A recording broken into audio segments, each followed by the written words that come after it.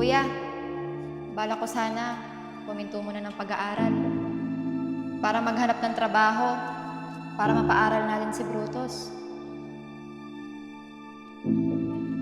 Hindi, Jamie. Hindi kayo hinto ng pag-aaral. Ako yung kuya nyo. Kaya responsibilidad ko kayo. Hayaan nyo. Luluwas ako ng Maynila para maghanap ng trabaho para mapaaral ko kayo. Ate, galingan natin sa pag-aaral Para natin yung pangako natin kay kuya. Para kahit papano, masukulayan natin yung sakripisyo niya. Oo, Bunso. Tutuparin natin yung pangako natin sa kanya. Kuya, alam mo po ba si Ate Jamie? May boyfriend na po.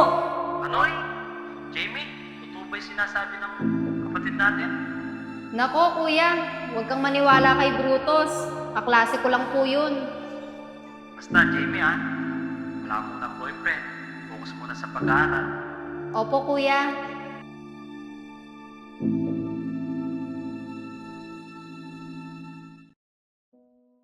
Sige na, makakaalis ka na. Maraming salamat po. Pasensya po ulit. Makakalis na po ako. Alam mo, Jamie, kung di mo lang ako inawat, bugpug sarado sa akin yan. Hayaan mo na. Kawawa naman si kuya. Mukhang nagmamadali. Mukhang importante yung lalakarin niya. Oh, huwag na natin pag-usapan yan. Di naman importante yan eh. Tsaka hindi ka naman ganong nasaktan. Tara na. Pre, akin na yung bag niya.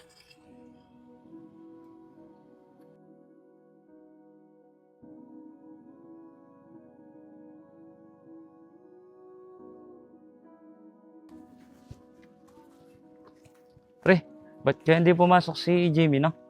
Di ko nga din alam, pre. Namimiss ko na nga siya. Tapos wala pang pasok kinabukasan. Ah, wala ba? Yan, ikaw kasi hindi ka nagiginig. Paano kasi, pre? Kinukwentuhan ako kanina nung katabi ko. O anong balak mo, pre? Walang pasok. Di ko nga din alam, pre. Bahala na. Mag-isip ka, pre, kaysa sa mag-aapon tayong nasa bahay. Alam ko na, pre.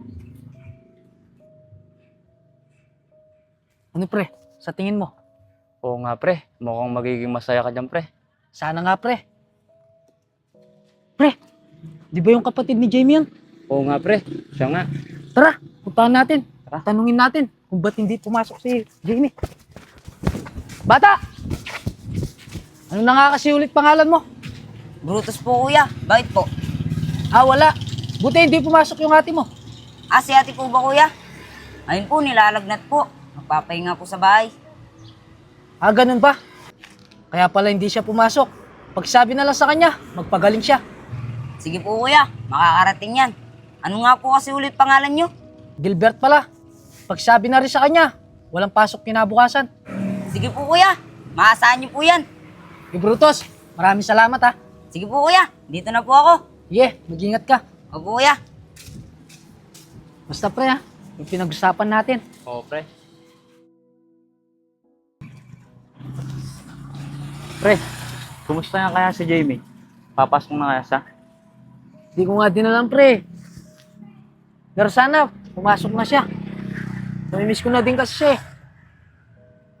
Ikaw talaga, pre. Patay na patay ka sa kanya. Oo naman pre, sino ba naman hindi? Bukod sa maganda na siya, Oh. napakabait niya pa. Kaya na pala siya, pre. Tara pre. Jamie, kamusta ka na? Eto, okay na ako. Makakapasok na. Mabuti naman. At masaya ako na magaling ka na at makakapasok ka na. Alam mo, isang araw ka lang hindi pumasok, na-miss na kita. Malay mo tayo sa dulo, hindi natin Tignan mo, napangiti kita. Lalo kang gumaganda pag humingiti ka. ano nga ba kahapon. Napakabulero mo naman. Hindi bola yon, totoo yon. Galing dito yun, oh. Ah, pre. Nakakarami ka ng banat sa kanya. Siyempre naman, pre. O ano, wala na ba tayong balak pumasok? Dito na lang ba tayo? Ay, oo nga pala. Tara na, akin na yung bag mo. Tara na, Bunso. Sugal ng pag-ibig, handa kong isuko. Jamie, total, wala naman tayong pasok bukas. Pwede ba kitang yayayan? Saan naman? Sa amin, birthday kasi ng mama ko. Di ba paring live? Oo. Birthday nga ni mama niya. Oh, huwag mo nang pag-isipan. Huwag ka mag-alala. Susunduin ka namin. At ihatid ka namin. Sige na nga. Basta, bawal akong gabihin ha. Oo, hindi ka gagabihin. Basta bukas ha, sunduin ka namin.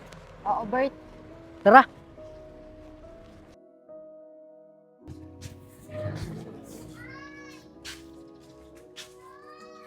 Bert, maraming salamat sa pag-imbita sa akin sa birthday ng mama mo.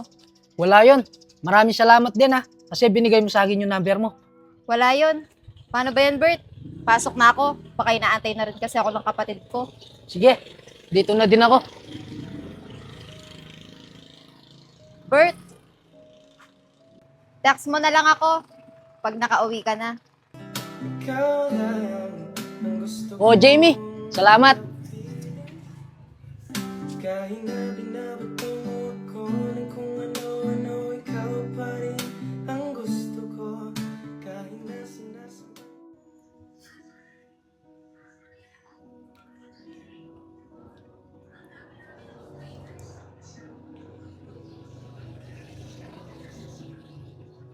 Ate, sino yung ka-text mo na yan? Kanina pa kita napapansin. Kilig na kilig ka dyan. Ah, wala to, Tos. Wala daw. Siguro, si Kuya Gilbert yan, no? Hindi, Tos. Wala lang to. Sige, pag hindi mo sinabi, susumbong kita kay Kuya. Wag, Tos. Sige na, sasabihin ko na. Oo, si Gilbert nga to. Bakit ate? Naligaw na ba sa'yo yan? Oo, Tos. Kaso hindi ko pa siya pinayagan eh. Tama yun, te. Baka nakakalimutan mo, may pangako tayo kay Kuya. Oo, Tos. Hindi ko nakakalimutan yon. Dahil sa pinakitang kabaitan sa akin ni Gilbert, unti-unti na din akong nahulog sa kanya. Hanggang sa sinagot ko na siya. Kahit na alam kong mali, mas minabuti ko na lang na itago ito sa mga kapatid ko. At mula nung dumating si Gilbert sa buhay ko, akala ko magiging masaya na ako. Pero ito na pala ang umpisa ng aking kalbaryo. Love, na paano kaya si Lloyd? 2 araw na siyang hindi pumapasok. Di ko nga din alam eh. Kahit pumunta sa amin, di na siya pumupunta. Sana bukas pumasok na siya. Sana nga, love. O love, dito na ako. Sige, love, ito yung bag mo. Dito na din ako, love. Sige love, ingat ka sa pag-uwi. Salamat.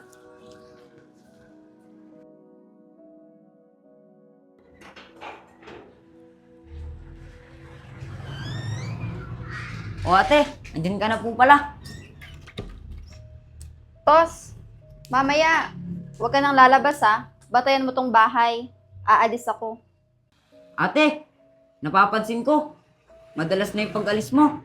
Tapos, uwi ka pa ng gabi. May ginagawa lang kaming project. Ate, siguraduhan mo lang na project yung ginagawa nyo ha. Kundi, susumbong kita kay Kuya. Subukan mo lang ako isumbong. Hindi ko ibibigay yung allowance mo. Ate, di ka naman kasi dating ganyan. Tapos, ngayon, di na kita nakitang gumagawa ng assignment. Napakapakilamero mo naman, Tos. Basta mamaya, huwag kang lalabas ng bahay. Aalis ako.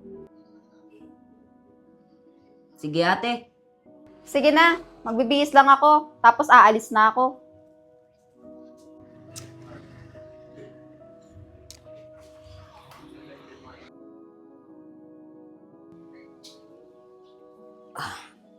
Oras na, hindi ako ginising ni ate. Te? Te?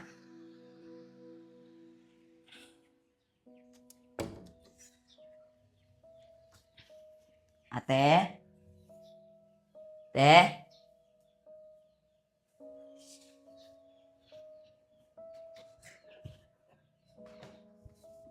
Nakatulog na nga ako kagabi. Wala pa siya. Pati ba naman hanggang ngayon? Wala pa.